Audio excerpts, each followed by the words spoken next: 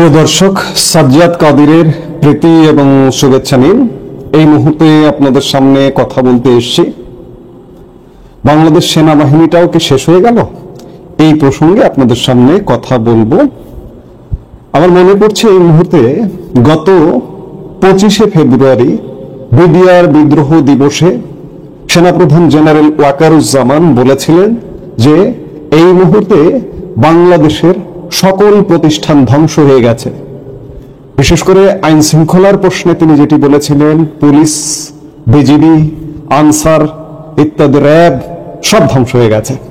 তিনি বলেছিলেন যে শুধুমাত্র সেনাবাহিনী, সশস্ত্র বাহিনী, সেনাবাহিনী, বিমান বাহিনী, নৌবাহিনী, এই বাহিনীগুলো অক্ষত আছে, এখনো পর্যন্ত জীবিত আছে, তার ভাষ্য অনুযায়ী এমনটাই বোঝা গিয়েছিল। কিন্তু আজকে ফেব্রুয়ারির কয়েক মাস পর এসে যখন বাংলাদেশবাসী এবং বিশ্ববাসী দেখছে, তখন অবস্থার প্রেক্ষিতে মনে হচ্ছে যে সেনাবাহিনী ধ্বংসের দ্বার প্রান্তে।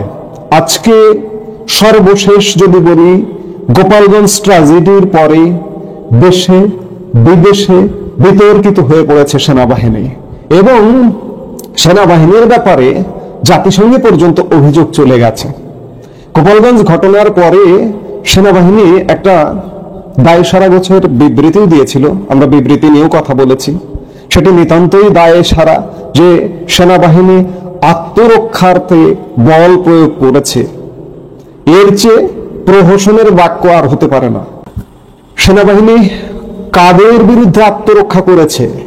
নিরস্ত্র বাঙালি, নিরস্ত্র জনগণ। নিরস্ত্র বাঙালি শব্দটা আমার খুব বড় প্রিয়। 1971 সালে পাকিস্তান সেনাবাহিনী নিরস্ত্র বাঙালির উপর ঝাঁপিয়ে পড়েছিল। আজকে গোপালগঞ্জে আমরা প্রকাশ্যে সেনাবাহিনীর গুলি করা দেখেছি। আমরা বলবো এগুলো, এতে বলতে গিয়ে যদি আমার কণ্ঠরোধ করা হয় তবুও বলবো। প্রকাশ্যে বাংলাদেশের গণমাধ্যমে, আমি এর আগে দেখিয়েছি ফুটেজ, গণমাধ্যমে বাংলাদেশের টেলিভিশন চ্যানেলে, শুধু সোশ্যাল মিডিয়া না, টেলিভিশন চ্যানেলে গুলি করার দৃশ্য এসে পড়েছে। সেনাবাহিনী বলেছে যে বল প্রয়োগ করা হয়েছে আত্মরক্ষার্থে। অবিশ্বাস্য কথা। এবং আমি বলেছিলাম যে সেই বিজ্ঞপ্তির নিচে তারা তাদের ফেসবুক পেজে যে বিজ্ঞপ্তিটা প্রকাশ করেছিল, ম্যাক্সিমাম মানুষ তাদেরকে গালি দিচ্ছে। গতকালকে সেনাবাহিনী আরেকটি ঘটনা ঘটিয়েছে। গতকালকে একটি বিতর্কিত রাজনৈতিক দল বাংলাদেশের, যারা বাংলাদেশের স্বাধীনতা মানে না, যারা বাংলাদেশের মুক্তিযুদ্ধ মানে না, তারা বিতর্কের ঊর্ধ্বে থাকতে পারে না। তারা বিতর্কিত রাজনৈতিক দল। একটি বিতর্কিত রাজনৈতিক দলের সমাবেশকে কেন্দ্র করে সেনাবাহিনীর যানবাহন ব্যবহারের অভিযোগ উঠেছে। আমরা ভিডিও চিত্র দেখেছি গণমাধ্যমে, সোশ্যাল মিডিয়াতে। সেই ভিডিও চিত্রের প্রেক্ষিতে সেনাবাহিনী একটি বিজ্ঞপ্তি দিয়েছে, বিভ্রান্তিমূলক পোস্ট। সেনাবাহিনী তাদের ভেরিফাইড ফেসবুক পেজে বলেছে সেনাবাহিনীর লোগো, স্টিকার সংবলিত যানবাহনের মাধ্যমে রাজনৈতিক দলকে পরিবহন সহায়তা প্রদান প্রসঙ্গে গতকাল 19শে জুলাই তাদের ফেসবুক পেজে বলেছে, সামাজিক মাধ্যমে একটি পোস্টে দাবি করা হয়েছে যে বাংলাদেশ সেনাবাহিনী একটি রাজনৈতিক দলকে তাদের রাজনৈতিক কর্মসূচির জন্য বাস সরবরাহ করেছে। এই পোস্টটি সম্পূর্ণ মিথ্যা, উদ্দেশ্য প্রণোদিত এবং বিভ্রান্তিকর, যা সেনাবাহিনীর ভাবমূর্তি ক্ষুণ্ণ করার সুস্পষ্ট অপচেষ্টা। বাস্তবতা হলো, সেনাবাহিনী পরিচালিত বিভিন্ন শিক্ষা প্রতিষ্ঠানের শিক্ষার্থীদের যাতায়াতের সুবিধার্থে বহি উৎস থেকে অস্থায়ীভাবে কিছু বেসরকারি গণপরিবহন ভাড়া নেওয়া হয়। অনেক সময় এ সকল বাসে অস্থায়ীভাবে বাংলাদেশ আর্মি লেখা বা লোগো ব্যবহার করা হয়ে থাকে। তবে কিছু গণপরিবহন সেনাবাহিনীর সাথে তাদের চুক্তি শেষ হয়ে যাওয়ার পরও সড়কে কিছুটা সুবিধা পাওয়ার উদ্দেশ্যে অনিয়মতান্ত্রিকভাবে সেনাবাহিনীর নাম বা লোগো রেখে দেয়, যা একটি আইন বহির্ভূত কাজ। একটি স্বার্থান্বেষী মহল উদ্দেশ্য প্রণোদিতভাবে সেনাবাহিনীকে বিতর্কিত করার অপচেষ্টায় লিপ্ত রয়েছে। এ প্রেক্ষিতে সাধারণ জনগণকে বিভ্রান্ত না হওয়ার জন্য এবং যাচাই বাছাই ছাড়া কোনো তথ্য শেয়ার না করার জন্য বাংলাদেশ সেনাবাহিনীর পক্ষ থেকে অনুরোধ জানানো হচ্ছে। বাংলাদেশ সেনাবাহিনী সর্বদা সংবিধান, রাষ্ট্রীয় নিরাপত্তা এবং পেশাদারিত্বের প্রতি অঙ্গীকারাবদ্ধ। আমরাও তো সেটি মানি। যে বাংলাদেশ সেনাবাহিনী সংবিধান, রাষ্ট্রীয় নিরাপত্তা এবং পেশাদারিত্বের প্রতি অঙ্গীকারাবদ্ধ। গত 1 বছর যাবত বাংলাদেশের মানুষ সেনাবাহিনীকে বলছে, সেনাবাহিনী বাংলাদেশটিকে বাঁচান। সেনাপ্রধান, আপনি দায়িত্ব নিয়েছিলেন 5 অগাস্ট, বাঁচান। বাংলাদেশে এই যে একটা মব পরিস্থিতি চলছে, এর থেকে বাঁচান। ডক্টর ইউনূসের সরকার ব্যর্থ সরকার, এর থেকে বাঁচান, এই তাণ্ডব থেকে বাঁচান। জেনারেল ওয়াকারুজ্জামান বাঁচানোর জন্য এগিয়ে আসছে না। জেনারেল ওয়াকারুজ্জামান বলেছিলেন 5 আগস্ট যে আমি দায়িত্ব নিচ্ছি। তিনি দায়িত্ব নিয়ে আমরা কোন বাংলাদেশ পেয়েছি? আমরা একটা নরক রাজ্য পেয়েছি। জেনারেল ওয়াকার বলেছিলেন 25শে ফেব্রুয়ারি যে সেনাবাহিনী টিকে আছে। আজকে সেনাবাহিনী প্রশ্নবিদ্ধ, দেশে বিদেশে, জাতিসংঘে পর্যন্ত সেনাবাহিনীর বিরুদ্ধে গোপালগঞ্জ ট্র্যাজেডিতে রিপোর্ট চলে গেছে। তাহলে আমাদের গর্বের সেনাবাহিনীর অবস্থাটা কোথায়? আমার গর্বের, আমার দেশের গর্বের, আমার সেনাবাহিনীর পৃথিবীতে অবস্থান কোথায়, কতটুকু? আমার সেনাবাহিনীর পৃথিবীতে অবস্থান 37তম, সবচেয়ে দুর্বলতম সেনাবাহিনীর একটি হচ্ছে। পৃথিবীতে উন্নত দেশ কয়টা? আপনি চিন্তা করুন যে সর্বোচ্চ 15টা দেশ হয়তো পৃথিবীতে উন্নত দেশ হিসেবে কাউন্ট করতে পারবেন, 15 থেকে 20টা। আমেরিকাতে কয়েকটা, ইউরোপে কয়েকটা, আমার এশিয়ায় কয়েকটা। ম্যাক্সিমাম 15-20টার বেশি উন্নত দেশ হিসেবে কাউন্ট করতে পারবেন না। বাকি যে পৃথিবী, সেগুলো উন্নয়নশীল, অনুন্নত, দারিদ্রতম দেশ। সেই জায়গায় বাংলাদেশের সেনাবাহিনীর অবস্থান সামরিক শক্তিতে 37তম। সেই সেনাবাহিনী বাংলাদেশের জনগণের উপরে যেভাবে বল প্রয়োগ, যেভাবে পক্ষপাতমূলক, একটি বিশেষ দলকে পক্ষপাতমূলক হয়ে বাঁচিয়ে রেখেছে। এই যে এনসিপি কে কেন সেনাবাহিনী প্রোটেকশন দেবে, নিরাপত্তা দেবে? আমার রাষ্ট্রের টাকা খরচ করে, পয়সা খরচ করে। তাহলে কি এনসিপি সেনাবাহিনীর দল? আজকে বাংলাদেশের মানুষকে সেনাবাহিনী হতাশ করেছে। বাংলাদেশের মানুষ 1 বছর যাবত বলছে যে আপনারা বাঁচান, আপনারা ক্ষমতা নিন। কিন্তু আজকে যখন এসে দেখছি, আজকে প্রায় 1 বছর পর এসে সেই জায়গাটা এখন মানুষের মধ্যে আর নেই। সেনাবাহিনীর প্রতি মানুষ আর বিশ্বাস করে না, আস্থা রাখে না। ইউনূসের প্রতি 1-2 মাস দেখেই মানুষ হতাশ হয়ে গেছে। আজকে সেনাবাহিনীর প্রতি মানুষ হতাশ হয়ে গেছে। তাহলে মানুষের ভরসার জায়গা কোথায়? মানুষ স্বাভাবিকভাবেই আইন হাতে তুলে নিতে বাধ্য হবে, অস্ত্র হাতে তুলে নিতে বাধ্য হবে।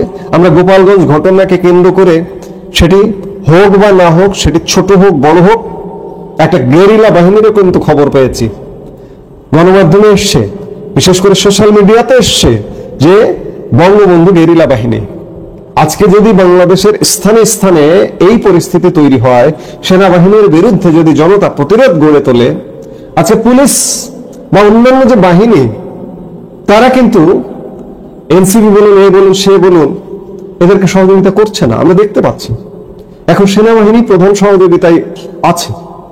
আজকে সেনাবাহিনীর বিরুদ্ধে যদি মানুষ অস্ত্র ধরে, 1971-এর পরিস্থিতি যদি ক্রিয়েট হয়, এদিকে কে নিয়ে যাচ্ছে, এদিকে কে নিয়ে যাচ্ছে? আজকে দেখুন, গতকালকে সেনাবাহিনী যে বিজ্ঞপ্তিটা দিয়েছে তাদের ফেসবুকে, আমি গতদিনের গোপালগঞ্জ ঘটনা নিয়ে বিবৃতির কথা বলেছিলাম। আজকের দুনিয়াতে ফেসবুক বা সামাজিক যোগাযোগ মাধ্যমে প্রতিক্রিয়া দেখেও কিন্তু জনমত নির্ণয় করা যায়। এই যে গতকালকে তাদের বাস নিয়ে, তাদের গণপরিবহন নিয়ে যে বিজ্ঞপ্তিটি দিয়েছে, তার কমেন্ট অপশনে গিয়ে দেখুন। আমি সেনা বাহিনীকেই বলবো, আপনারা একটু কমেন্ট অপশনে গিয়ে দেখুন যে কি পরিমাণ ঘৃণার উদ্রেক করছে আপনাদের প্রতি বাংলাদেশের মানুষ। আপনারা যাদের পক্ষপাতিত্ব করছেন, তারা কি নেই বাংলাদেশে? তাদের তো আমি কমেন্ট দেখছি না। তারা তো আপনাদের পক্ষে সেনাবাহিনী জিন্দাবাদ বলার কথা, কিন্তু কেউ তো বলছে না। বেশিরভাগ মানুষ আপনাদের গালি দিচ্ছে কেন? আজকে সেনাবাহিনী গালির পাত্র হয়ে গেলেন কেন? সেনাবাহিনী প্রশংসিত হতে পারতেন আরো কয়েক মাস আগে, যদি বাংলাদেশের পুরোপুরি দায়িত্ব নিয়ে বাংলাদেশের এই অচল অবস্থা কাটিয়ে একটি অবাধ, নিরপেক্ষ এবং সুষ্ঠু নির্বাচনের ব্যবস্থা করতেন, সেনাবাহিনী প্রশংসিত হতে পারতেন। কিন্তু আজকে অবস্থার প্রেক্ষিতে মনে হচ্ছে যে এই সেনাবাহিনীটাও, এই সশস্ত্র বাহিনীটাও, অর্থাৎ বাংলাদেশের আর কোন প্রতিষ্ঠান অবশিষ্ট থাকলো না, অবশিষ্ট থাকছে না। এইভাবে চলতে পারে না। এভাবে বাংলাদেশের মানুষ জেগে উঠবে এবং প্রতিরোধ গড়ে তুলবে। আজকে দেশের এই অবস্থা 54 বছরের ইতিহাসে এমনটা দেখিনি। আমি বারবার বলি যে আমারও 32 বছরের পেছনের কাহিনী মনে আছে, আমার বয়স অনুযায়ী। আমি এমনটা দেখিনি। আমার 80 বছর বয়সী মানুষের সাথেও কথা হয় মাঝে মাঝে, তারাও বলেন যে তারাও এমনটা দেখেননি। আমরা কোন বাংলাদেশে এসে পৌঁছেছি, সেনাবাহিনী কোন বাংলাদেশের দিকে নিয়ে যাচ্ছে। অবস্থার প্রেক্ষিতে মনে হচ্ছে সেনাবাহিনী কি যুদ্ধ চাইছে বাংলাদেশে, একটা পেরিড যুদ্ধ? যদি তাই হয়, বাংলাদেশের মানুষের কপালে দুঃখ আছে, সেনাবাহিনীর কপালেও দুঃখ আছে, আবার একটা যুদ্ধ শুরু হয়ে যাবে। অবস্থা কিন্তু সেদিকেই যাচ্ছে। এখনো সময় আছে। আমি অনেক কথা বললাম, অনেক নেতিবাচক কথা বললাম অবস্থার প্রেক্ষিতে, জনমতের প্রেক্ষিতে। আমি বারবার বলি, আপনারাও জনমত যাচাই করুন, জনমত যাচাই করে জনমতের পক্ষে অবস্থান নেন। জনমতের বিপক্ষে গিয়ে কেউ কখনো বাঁচতে পারেনি, কিন্তু কেউ কখনো টিকতে পারেনি। 9/11-এর মঈন আহমেদের সেনাবাহিনীও কিন্তু টিকতে পারেনি, ফখরুদ্দিন আহমেদের তত্ত্বাবধায়ক সরকারও কিন্তু টিকতে পারেনি। আরো দীর্ঘ সময় তারাও থাকতে চেয়েছিল, কিন্তু শেষ পর্যন্ত দেশি বিদেশি চাপে তারাও কিন্তু দ্রুত একটি অবাধ, সুষ্ঠু, নিরপেক্ষ নির্বাচন দিয়ে ব্যারাকে ফিরে যেতে বাধ্য হয়েছিল। কিন্তু আজকে বল প্রয়োগ করছেন, করতে পারেন, কিন্তু ইন দ্য লং রান সুবিধা হবে না, পরিস্থিতি পাল্টাবে। জনগণ জাগছে, গোপালগঞ্জে জেগেছে, জায়গায় জায়গায় সারা বাংলাদেশে মানুষ জাগবে। কিন্তু সেনাবাহিনী, জনগণ যেন মুখোমুখি না হয়। আমাদের সেনাবাহিনীকে নিয়ে আমরা গর্ব করতে চাই, আজও গর্ব করতে চাই, এখনো গর্ব করতে চাই। জেনারেল ওয়াকারুজ্জামান বলেছিলেন আপনারা পরামর্শ দিন। হ্যাঁ, পরামর্শ দিচ্ছি। আপনারা জনমত যাচাই করুন, করে জনমতের পক্ষে অবস্থান নিন। কারো বিশেষ পক্ষে নয়, কোনো বিশেষ দলের পক্ষে নয়, ছাত্র দলের পক্ষে নয়, জামাতের পক্ষে নয়, বিএনপির পক্ষে নয়, আওয়ামী লীগের পক্ষে নয়। আপনারা নিরপেক্ষ, নিউট্রাল ভূমিকা অবতীর্ণ হন, নইলে সেনাবাহিনী ধ্বংস হয়ে যাবে, বাংলাদেশ ধ্বংস হয়ে যাবে। সর্বশেষ একটি অর্গানাইজেশন সেনাবাহিনী, সেই সেনাবাহিনী ধ্বংস হলে বাংলাদেশ থাকবে না, বাংলাদেশও ধ্বংস হয়ে যাবে। ধ্বংসের দ্বার প্রান্তে নিয়ে যাচ্ছেন, এবং ধ্বংস থেকে, সেই ধ্বংসের স্তূপ থেকে আবারও জেগে উঠবে, আবারও বেঁচে যাবে। 1971 সালে ভিন্ন একটা দেশের অধীনে ছিলাম, সেখান থেকে স্বাধীন হয়ে একটি নতুন বাংলাদেশ নির্মাণ হয়েছে। আজকে বাংলাদেশে যে অনিষ্টগুলো আছে, 54 বছরে যে ময়লাগুলো জমেছিল, সেই ময়লাগুলো কিন্তু পরিষ্কার হবে। ভাববার কোনো কারণ নেই যে আমরা যেদিকে নিয়ে যাব সেদিকেই যাবে। পালস গুনবার চেষ্টা করুন, ইতিহাস থেকে শিক্ষা নিন, অতীত থেকে শিক্ষা নিন।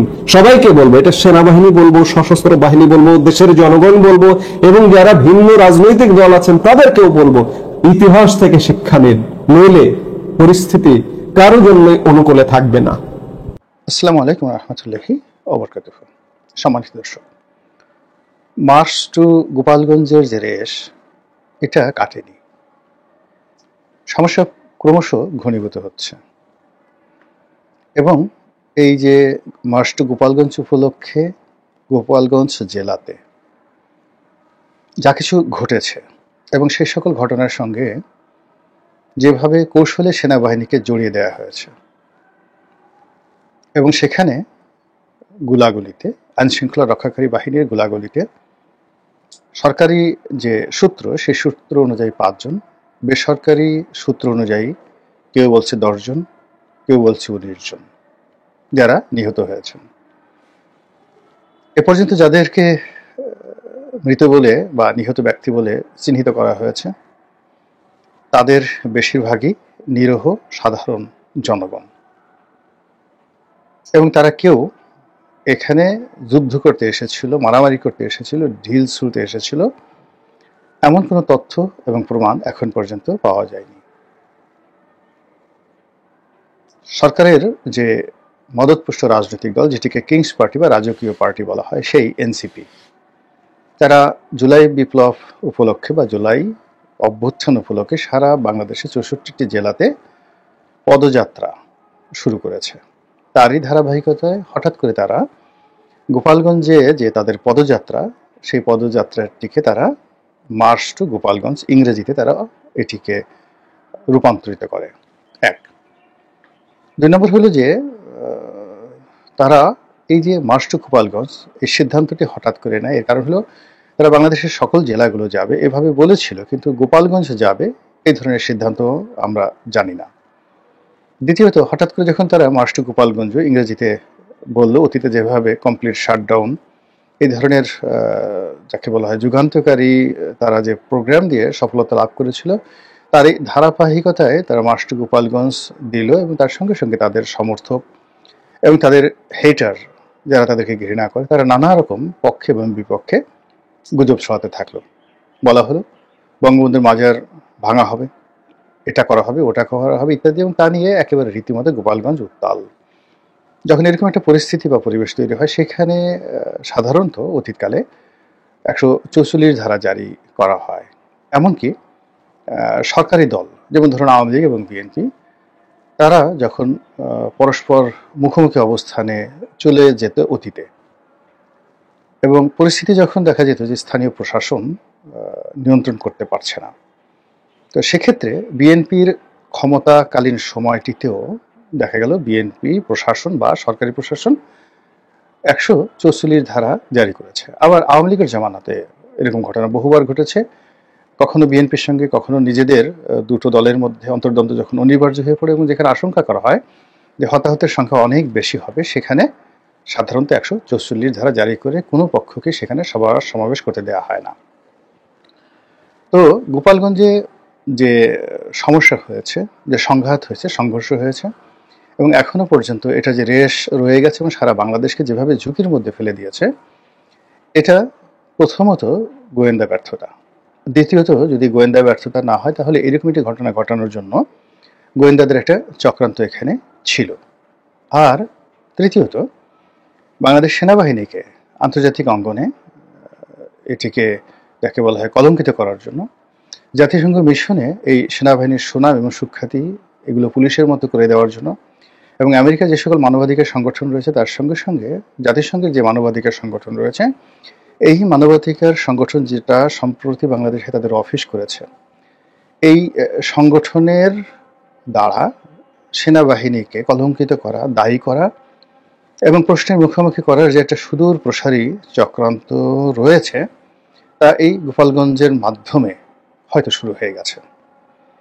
সেনাবাহিনী এটা কিভাবে মোকাবেলা করবে আমি এটা বলতে পারি না। এর কারণ হলো ইতিমধ্যে দুটো অ্যাঙ্গেল থেকে সেনাবাহিনীর বিরুদ্ধে চক্রান্ত হচ্ছে দীর্ঘদিন ধরে। সাম্প্রতিক সময় যদি আপনি ধরেন, তাহলে রোহিঙ্গাদেরকে বা আরাকান আর্মিকে মানবিক করিডোর দেওয়া হবে, এবং সেই মানবিক করিডোর জাতিসংঘের অধীনে মানবিক করিডোর দেওয়া হবে। মার্কিন সৈন্যরা বা জাতিসংঘের শান্তিরক্ষী বাহিনীরা সেটা তদারক করবে, এবং আরাকান আর্মিদের কাছে বা আরাকানে বসবাসরত রোহিঙ্গাদের নিকট জাতিসংঘের সরঞ্জামাদি যাবে এবং গোপনে আমেরিকার অস্ত্র যাবে। এরকম একটা অবস্থায় সরাসরি সেনাবাহিনী সরকারের সিদ্ধান্তের বিরুদ্ধে রুখে দাঁড়িয়েছে, সঙ্গতের কারণে আমেরিকার বিরুদ্ধে দাঁড়িয়েছে, এবং এটা নিয়ে আমেরিকা মানে একেবারে সেনাবাহিনীর প্রতি যার পরনায় বিরক্ত।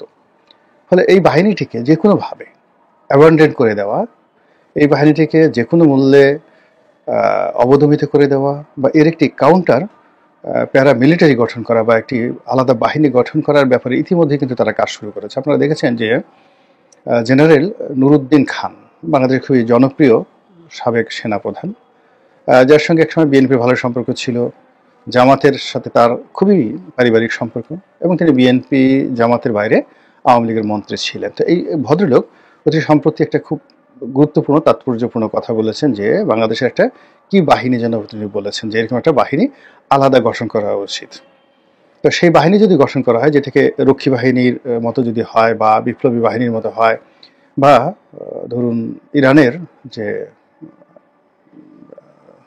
ওদের যে রেভলিউশনারি গার্ড, তো বিপ্লবী বাহিনী, সেরকম কিছু হয়, তাহলে সেনাবাহিনীর আর অস্তিত্ব থাকবে না।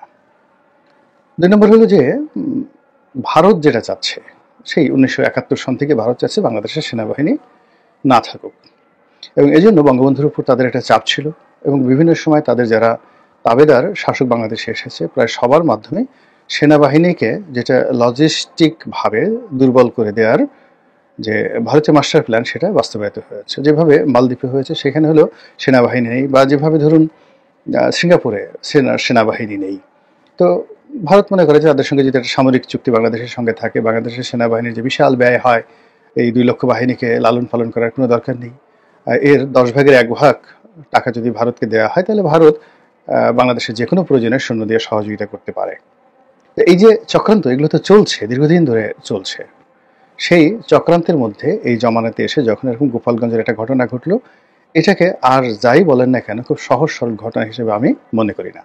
দ্বিতীয়ত, সেনাবাহিনী ধৈর্যের সঙ্গে গত 11 মাস ধরে নির্বিকার থেকেছে। তাদের চোখের সামনে অনেক হত্যাকাণ্ড হয়েছে, তাদের চোখের সামনে মাস্তানি, চাঁদাবাজি, তারপরে শেষে হয়নি এ ধরনের এহেন কুকর্ম নেই। তারা বসে বসে গোয়েন্দা রিপোর্ট করেছে, বসে বসে বসে মুনকার নিকেরের মতো তারা অনেক কিছু লিখেছে, কিন্তু নিজেদের লাঠি বা বন্দুক ওইভাবে বেশি প্রয়োজন না হলে তারা কিন্তু উঠায়নি। কিন্তু এখানে একেবারে সরাসরি যুদ্ধ অবস্থা, জলে স্থলে অন্তরিক্ষে। এখানে হেলিকপ্টার গিয়েছে কিনা আমি বলতে পারবো না, কিন্তু নৌবাহিনীর যে গানবোটগুলো সেখানে টহল দিয়েছে গোপালগঞ্জের খালে বিলে নদীতে। আর সেনাবাহিনীর সর্বোচ্চ যে টহল সেটা সেখানে চলেছে। এবং হঠাৎ করে সেনাবাহিনীর এই তৎপরতা হওয়ার পেছনে কারণ এবং তৎপরতা হওয়ার পরে যে উদ্ভূত পরিস্থিতি হয়েছে, সেই পরিস্থিতি নিয়ে আগামীতে দেশে এবং দেশের বাইরে কি কি বিপদ বিপত্তি আসতে পারে দেশের জন্য, সেনাবাহিনীর জন্য, সেটা নিয়ে আমাদের মনে হচ্ছে যে আলোচনা করা উচিত এবং খোলামেলা ভাবি। আপনারা জানেন যে গোপালগঞ্জের ঘটনা ভারতের পত্রপত্রিকা খুবই নেতিবাচকভাবে উপস্থাপন করেছে এবং গ্লোবাল মিডিয়া, আল জাজিরা থেকে শুরু করে ইউরোপ আমেরিকার বিখ্যাত বিখ্যাত মিডিয়াগুলো বাংলাদেশ সেনাবাহিনীর এই যে ক্র্যাকডাউন বা গুলি চালানো, এই জিনিসগুলো যেভাবে তারা প্রদর্শন করছে তা ইউনুস সরকারের জন্য এবং সেনাবাহিনীর জন্য খুবই, যাকে বলা হয়, বিব্রতকর।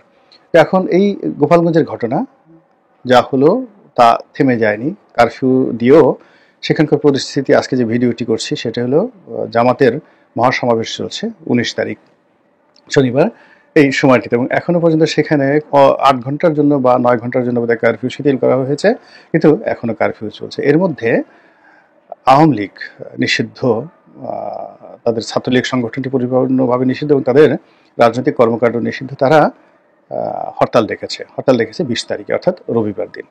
এবং এই হরতাল নিয়ে সারা বাংলাদেশে এক ধরনের ক্রিয়া প্রতিক্রিয়া, মিশ্র প্রতিক্রিয়া লক্ষ্য করা যাচ্ছে। লোকজনের বক্তব্য হলো যে একটা হরতাল কিভাবে করতে হয় এবং হরতালের সহিংসতা করার ক্ষেত্রে আওয়ামী লীগের এবং তাদের ছাত্রলীগ, যেটা নিষিদ্ধ ছাত্রলীগ, তাদের যে পারঙ্গমতা রয়েছে, অতীতে তারা যে সফলতা দেখিয়েছে এবং যেভাবে তারা জ্বালাও পোড়াও করেছে এবং যেভাবে মানুষকে ভয় দেখিয়েছে এবং জাতিকে বাধ্য করেছে, এই সময়টিতে বাংলাদেশের অর্থনীতি যখন এরকম দুরবস্থার মধ্যে এবং পুলিশ যেখানে এখনো ঘুরে দাঁড়াতে পারেনি এবং জনগণের মধ্যে যেখানে ভীত সন্ত্রস্ততা রয়েছে এবং আওয়ামী লীগের লোকজন গত 11 মাসে যেভাবে একটা সুযোগের জন্য বিক্ষুব্ধ হয়ে আছে, তো সেক্ষেত্রে গোপালগঞ্জের মতো যদি অন্য কোনো জায়গাতে, অন্য 10টি স্পটে বা 20টি স্পটে তারা সুযোগ পায়, আওয়ামী লীগের যারা লোকজন আছে, সেখানে তারা সর্বনাশের যে মহা সমারোহ শুরু করবে, সেটি সামাল দেওয়ার ক্ষমতা বাংলাদেশে কোনো আইন শৃঙ্খলা রক্ষাকারী বাহিনী নেই। ধরুন গোপালগঞ্জে তারা পূর্ব ঘোষণা দিয়ে এই কাজ করেছে, এই জন্য সেনাবাহিনী ব্যাপক প্রস্তুতি নিয়েও যারা গেছেন তাদেরকে প্রোটেকশন দিতে পারেননি। ফলে সেনাবাহিনী এখানে সব কিছু হারিয়েছেন, জনগণের বিশ্বস্ততা, নির্ভরতা, আন্তর্জাতিক যে তাদের ইন্টিগ্রিটি সেটা হারিয়েছেন। তারা আওয়ামী লীগের গালি খাচ্ছেন, বিএনপির গালি খাচ্ছেন, জামাতের গালি খাচ্ছেন এবং একই সঙ্গে যাদেরকে তারা একেবারে এত ঝুঁকি নিয়ে রক্ষা করেছেন, সেই যে সেনাবাহিনীর যে সাজোয়া যান, যেটিকে আমরা সাধারণ ভাষায় ট্যাঙ্ক হিসেবেই বলে থাকি, যদিও ওগুলো ট্যাঙ্ক নয়, অন্য গাড়ি, তো সেই সাজোয়া জানে করে তাদেরকে যেভাবে ওখান থেকে সরিয়ে আনা হয়েছে, এত কিছুর পরেও কিন্তু এনসিপির অর্থাৎ রাজকীয় পার্টির যারা কর্তা ব্যক্তি তারা অভিযোগ করেছে যে ওখানে পুলিশ, সেনাবাহিনী বা সিভিল অ্যাডমিনিস্ট্রেশন যথাযথ দায়িত্ব পালন করেননি এবং জনগণকে তাদের উপর লেলিয়ে দেওয়ার জন্য ওখানে যে চক্রান্ত হয়েছে, সেই চক্রান্ত ওখানকার অ্যাডমিনিস্ট্রেশন আগে থেকে জানতো এবং যদি তারা চাইতো তাহলে এটা মোকাবেলা করতে পারতো অথবা এটা অ্যাভয়েড করতে পারতো, যেটা তারা করেনি। এবং এজন্য এই যে তরুণদের দল বা তারুণ্যের দল বা রাজকীয় দল বা কিংস পার্টি, তারা আবার গোপালগঞ্জে রাজনৈতিক সমাবেশ করার হুমকি দিয়েছে। তারা বলেছে যে এবার শুধুমাত্র আমরা শুধু গোপালগঞ্জ শহরে যাব না, গ্রামে গঞ্জে মাঠে ঘাটে আমরা যাব এবং সেখানে মুজিববাদের কবর আমরা রচনা করব। এখন আমি আমার যে ক্ষুদ্র বুদ্ধি, যতটুকু আওয়ামী লীগের রাজনীতি করেছি, বাংলাদেশের রাজনীতি করেছি, আসলে আমি কখনো মুজিববাদ খুঁজে পাইনি। এমনকি গোপালগঞ্জের মানুষ মুজিববাদ কি বলতে পারবে না। শেখ হাসিনাকে যদি জিজ্ঞাসা করা হয় যে মুজিববাদ বলতে আসলে কি বোঝায়, শেখ মুজিবের মতবাদটা কি, তার কি কোনো আলাদা মতবাদ ছিল, যেমন লেলিনবাদ, মার্ক্সবাদ, তারপরে শেষে মাও সেতুংবাদ, এরকম অনেকগুলো বাদ আছে না, তো এরকম শেখ মুজিবের বাদটা কি আমি এটা জানিনি, কিন্তু আমাদের তরুণরা তারা এই আবিষ্কার করে ফেলেছে যে আওয়ামী লীগের শক্তিমত্তার পেছনে বা তারা যে ঐক্যবদ্ধ রয়েছে এটার পেছনে মুজিববাদ রয়েছে, কাজে এই মুজিববাদকে কবর দিতে হবে। আর কবর দেওয়ার জন্য তারা শুরুটা করেছে মুজিববাদ কবর দেওয়ার এই স্লোগানটি গোপালগঞ্জ থেকে, এবং সেখানে গোপালগঞ্জ থেকে তারা ফিরে এসে সারা বাংলাদেশে অন্যান্য যে জায়গাগুলোতে গিয়েছে, নারায়ণগঞ্জ গিয়েছে, তারপরে খুলনাতে গিয়েছে, ফরিদপুরে গিয়েছে, রাজবাড়িতে গিয়েছে, সেখানেই তাদের প্রথম স্লোগান ছিল এই বাংলায় মুজিববাদ থাকবে না, মুজিববাদ মুর্দাবাদ, মুজিববাদকে কবর দিতে হবে। এবং এই কবরটির একেবারে ফাইনাল যে একেবারে কবর দেওয়া, এটা তারা আবার সেই গোপালগঞ্জ গিয়ে, গ্রামে গঞ্জে গিয়ে তারা এই কবর রচনা করতে চাচ্ছে। তবে তারা যেটা করতে চাচ্ছে সেটি হলো গোপালগঞ্জের মানুষকে আপন করে নিতে চাচ্ছে। তারা মুজিববাদকে কবর দিবে, কিন্তু গোপালগঞ্জের মানুষকে তারা আপন করে নেবে। তাদের মগজ ধুলাই করার চেষ্টা করবে, তাদেরকে বোঝানোর চেষ্টা করবে এখানে যারা তরুণ রয়েছেন তারা গোপালগঞ্জের সর্বস্তরের মানুষের মধ্য থেকে যেন মুজিব প্রীতি চলে যায়, মুজিবের মতবাদ চলে যায়, আওয়ামী প্রীতি চলে যায়, এটা যে একটা জঙ্গি দল, একটা সন্ত্রাসী দল, এই জিনিসগুলোকে তারা সুন্দরভাবে বুঝিয়ে সুঝিয়ে তারা গোপালগঞ্জ বিজয়ের জন্য তারা সহ তাদের যারা মুরব্বী রয়েছেন, পীর রয়েছেন, মুর্শিদ রয়েছেন, সবাই সম্মিলিতভাবে এখন প্রচার চালাচ্ছেন, প্রোপাগান্ডা চালাচ্ছেন। তো সেই প্রচার এবং প্রোপাগান্ডার প্রেক্ষিতে যদি আগামী দিনে তারা আবার গোপালগঞ্জ যায় তাহলে সেখানে কি হতে পারে, অথবা তার আগে, অর্থাৎ তারা ভবিষ্যতে যাবেন এবং তার আগে ইভেন টুমরো, এই যে হরতাল, গোপালগঞ্জে যে ঘটনাটা ঘটলো, এই হরতালের মাধ্যমে আওয়ামী লীগ আসলে বাংলাদেশকে কি মেসেজ দিতে চাচ্ছে। মহান আল্লাহ আমাদের সবাইকে হেদায়েত দান করুন এবং হেফাজত করুন। আসসালামু আলাইকুম রহমতুল্লাহি ওয়া বারাকাতুহু।